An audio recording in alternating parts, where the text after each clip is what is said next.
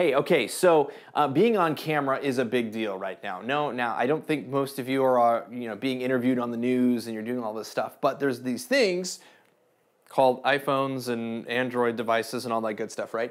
And we all have 4K cameras walking around in our pockets. Now, it's no surprise that I'm sure you've seen on LinkedIn how much video content is coming in. You see people that are talking on camera, they're doing their selfie videos or they're in their offices and they're talking about it. And I can tell you from a marketing standpoint, that is an incredibly valuable tool. So for the purpose of this video, what I really want to talk about is if you thought about, hey, listen, this is something I want to try, this is what I want to do. Here are 5 tips on really how to be comfortable in front of the camera.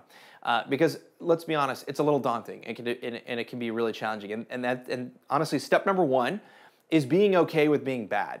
The reality of it is, unless if you're really trained, you've got some sort of natural experience, you're naturally talented or inclined to being on camera, it's okay. You're gonna probably be bad on camera the first time, and it's okay.